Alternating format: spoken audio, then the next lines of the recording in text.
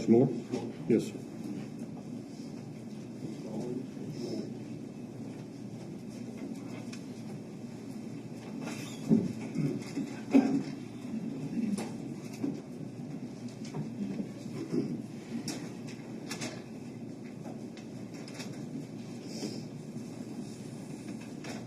Good morning. Good morning, ladies and gentlemen. I have not had a chance to address you. My name is Tim Miller.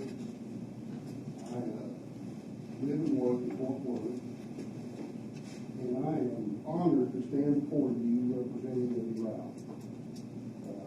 I've represented several clients down in Erath County before, and it's one of my favorite places to live. There's a lot of great people. I'm very proud of you, County.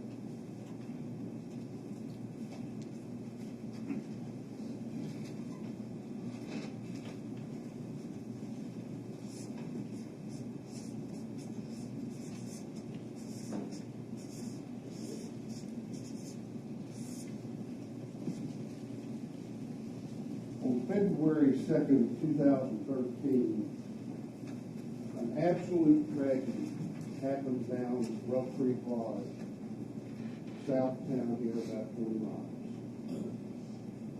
Gathered that day there were Chris Kyle, Chad Littlefield, and Eddie Routh.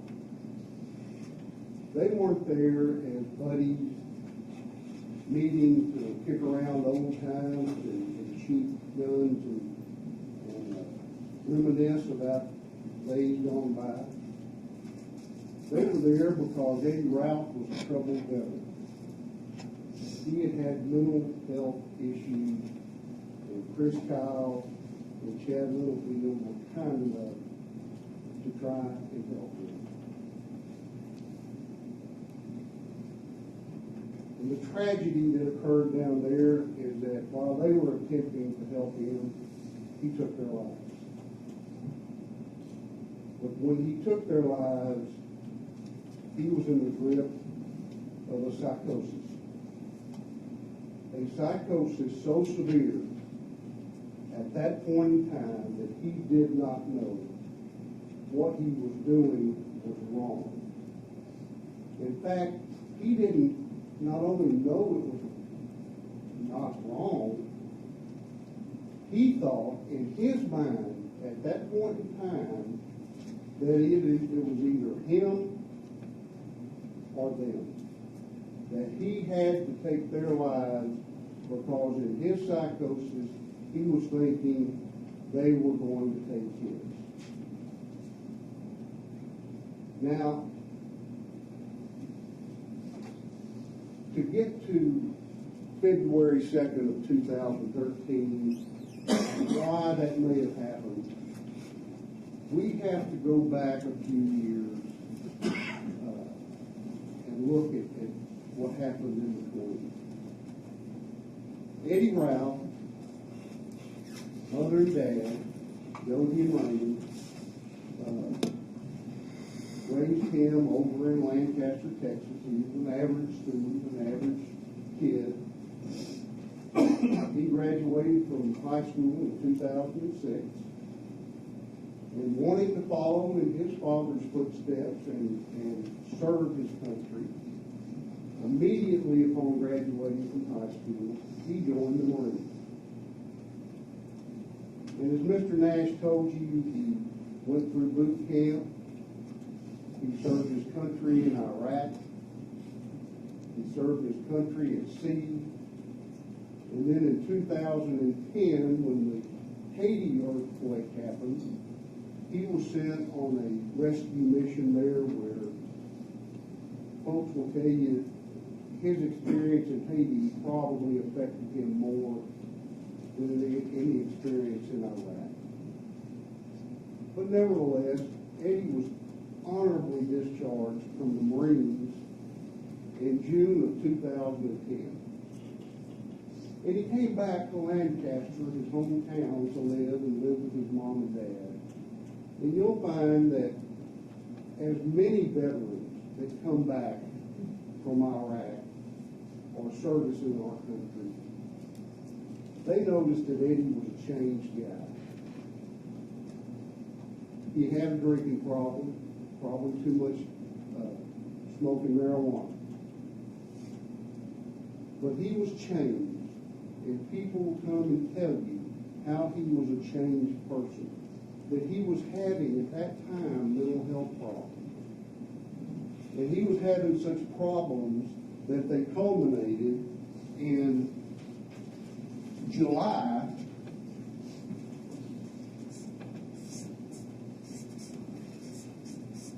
of 2011. He was first admitted to the VA hospital over in Dallas. The VA hospital over in Dallas admitted him, and their diagnosis was psychosis. Psychosis, a severe mental disorder.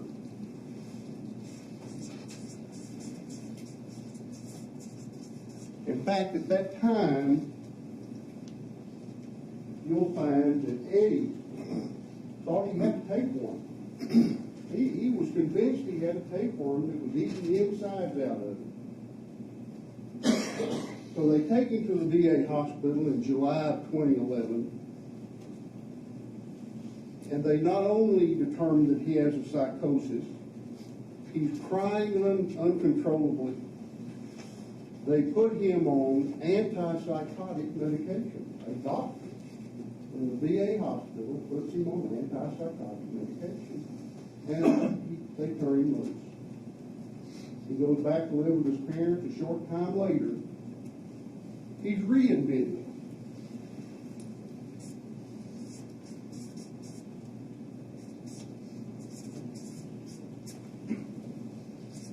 He's readmitted to the VA hospital, again with a diagnosis of severe mental problems, a psychosis. They change his medication around, but leave him on antipsychotic medication, and he does fine for a while, works at odd jobs around, but then in September of 2012,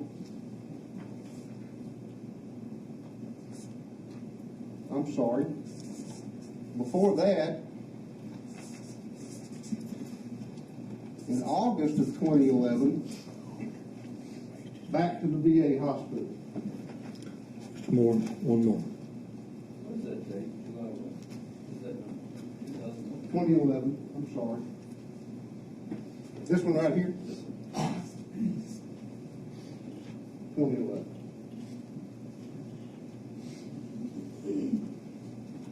In August of 2011, he's readmitted because he's suicidal. They medicate him some more, release him again. He does some odd jobs. He's living with his folks. And then in September of 2012, he is suicidal to a point where he's walking down the road and the police have to stop him. The parents have called, saying he's threatened to kill himself again. The police stop him. They don't take him to jail. They take him to the Green Oaks Hospital in Dallas. The Green Oaks Hospital in Dallas is a psychiatric hospital.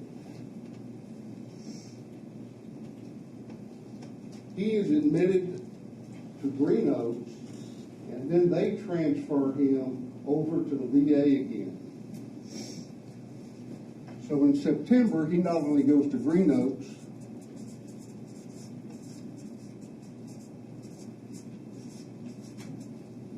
they transfer him, and there they say he has a major depressive disorder with psychotic features, and again release him on antipsychotic medication.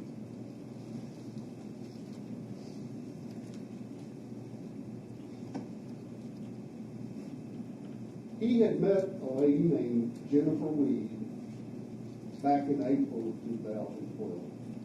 and they had become boyfriend and girlfriend. After he left Green Oaks in the VA hospital in 2012, he went to live with Jennifer Weed in Dallas and her roommate. On January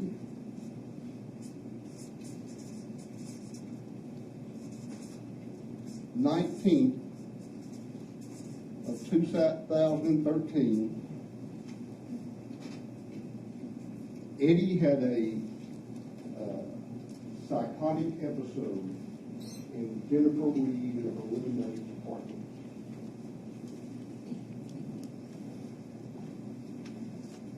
He held them, and he got some sword and a knife and held them in the apartment, wouldn't let them leave, was saying delusional things. Finally, the roommate texts the police. They come. They don't take Eddie to jail. They take Eddie back to Green Oaks.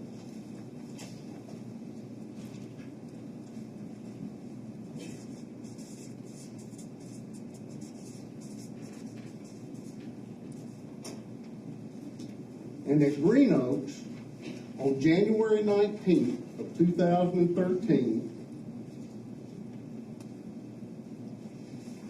the people there,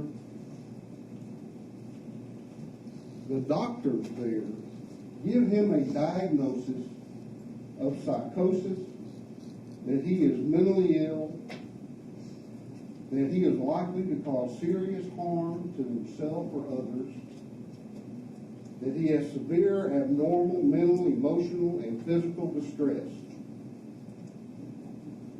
That was their diagnosis on January 19th of 2013.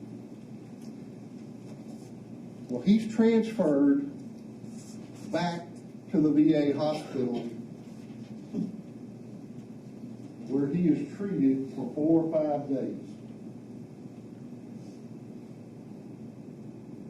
On January 25th,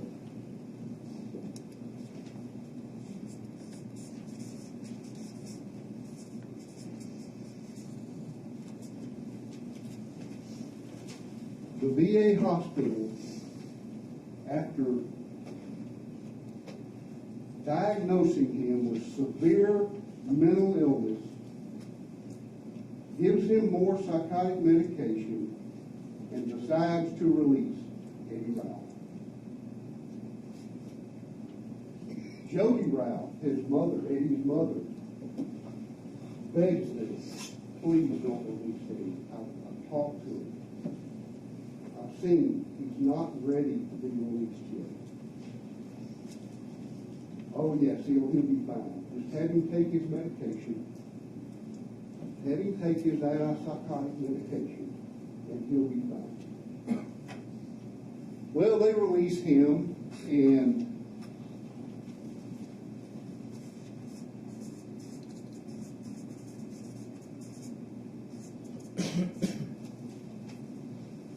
he goes to live with at his mom and dad's house.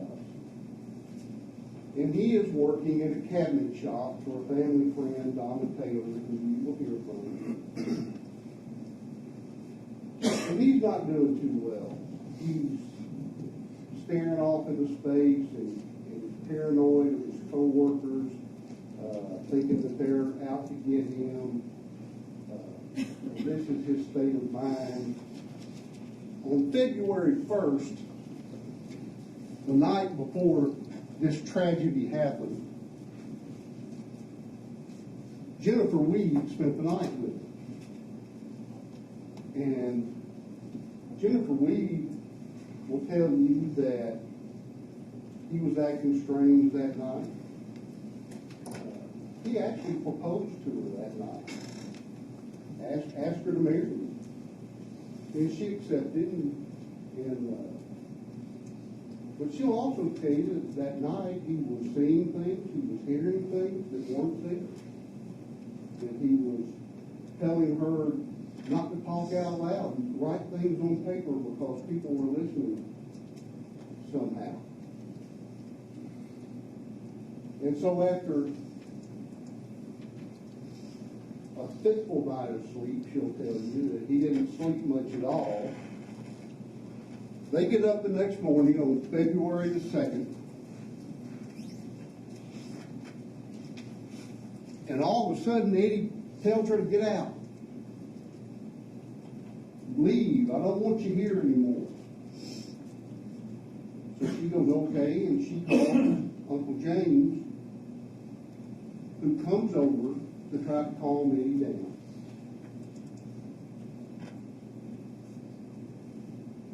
They may smoke a little marijuana, and they had a little alcohol. But this was in the morning. That's what the evidence was showing. That was in the morning. And Uncle James will tell you that they hear a truck drive up, a loud truck, and hear walking, and Eddie, that's Chris Collins. And Uncle James will tell you that the next thing he knows, he hears the truck drive off. Eddie hadn't said bye, hadn't put the dog up, hadn't locked the house up. They're just gone. From Lancaster to Routh Creek Lodge is about an hour and 40 minute drive. It's a pretty good drive. And if you know where Routh Creek Lodge is, it's down south of here and it's out in the middle of the nowhere. And Eddie is in the back of the truck. He is in the back seat. Chris Kyle's driving. Chad Littlefield's in the front seat. Eddie is back with these guns, and they have an arsenal. You'll see the pictures. There's assault rifles and handguns and ammunition to support a small army. And Eddie's sitting in the back seat with this, going 80 miles an hour out in the middle of nowhere. And Mr. Nash is right. We don't know what the conversation was in that truck, but we know this. About an hour and a half into the drive, Chris Kyle was sitting in the driver's seat on his telephone, and he texts Chad Littlefield, sitting right next to him. He texts him this: "This dude is straight up nuts. This dude is straight up nuts." This is about an hour and a half into the drive. And Chad Littlefield texts Chris Kyle back, "He's right behind me. Watch my six."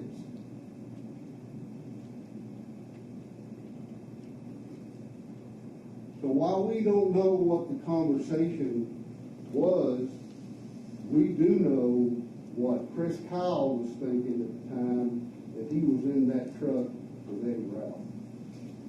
And we know what Chad Littlefield was thinking.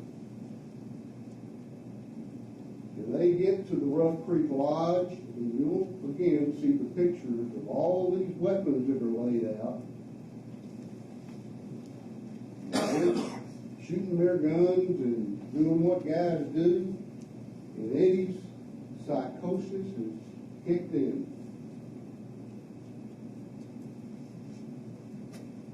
The tragedy happens and he takes their lives.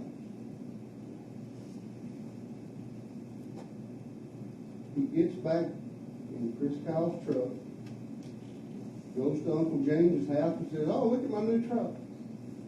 Came along with the gun. The gun came with it." They spend just a few minutes there, and then he ends up going to his sister's house, Laura Levin. And Mr. Nash told you, well, he said he killed 2 men. Well, I believe Laura Blevins is going to come in and tell you what he said was that he had killed them before they could kill him, and that he was going to take their soul before they could take his soul.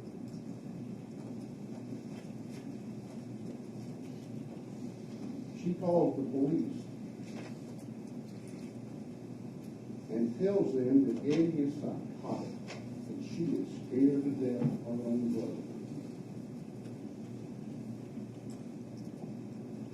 Eddie then takes Chris Kyle's truck and goes to his house back in Lancaster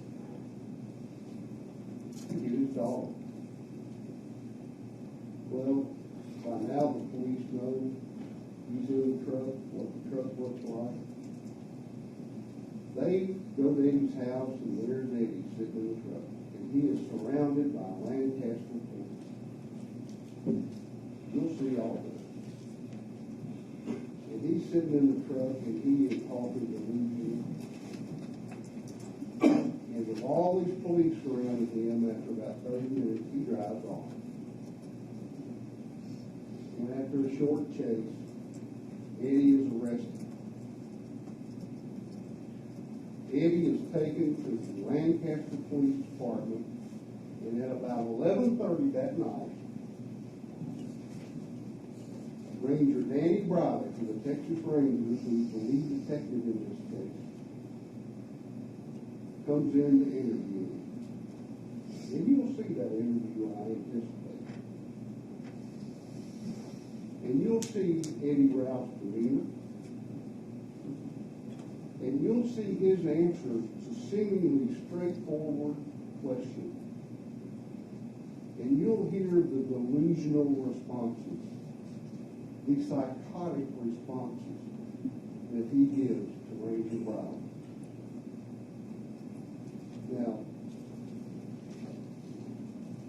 you know from everybody telling you that the state has the burden of prove their indictment beyond a reasonable doubt. And if we assert the insanity of this, which I can assure you that's exactly our intention, then we have the burden to prove by a preponderance of the evidence that at the time of this tragedy, Eddie Routh was suffering from a severe mental disease that he did not know his conduct was wrong. And we're not only going to present all the medical records and the friends and family that saw him and saw his behavior, but we're going to present board-certified forensic psychologists and psychiatrists who have spent time with him, who have examined him, who have given him all kinds of psychological tests, have looked at all the reports, looked at the facts. They are experienced forensic professionals who have dealt with insane people and competent people. And they're going to tell you that in their opinion, time of this tragedy, that Eddie Routh was insane. That not only was he suffering from a severe mental disease or defect, not only did he not know his conduct was wrong, he thought he had to take their lives because he was in danger. That was his psychotic mental state. And Mr. Nash has said, oh, what a narrow window that we have to fit this in. I don't know where a narrow window came. You're going to get a definition of what insanity is from the judge. And you're going to hear the evidence. And ultimately, you're going to determine whether by a preponderance of the evidence that 5149 greater weight of the credible evidence that we prove to you, to each and every one of you, that he was indeed insane. That's all we have to do. And all the evidence. I ask you to wait. Don't make up your mind until you've heard all the evidence. You will find that it will be maybe a tough decision for you. You will find that at the time of this tragic event, this tragic occurrence, that Eddie Routh was insane at the time and not guilty by reason of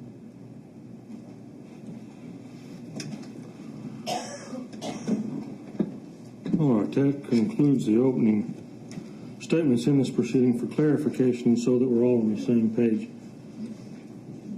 If you're unable to see something, unable to hear something, if it's too hot or too cold or you need a break, those are the things that I can help you with.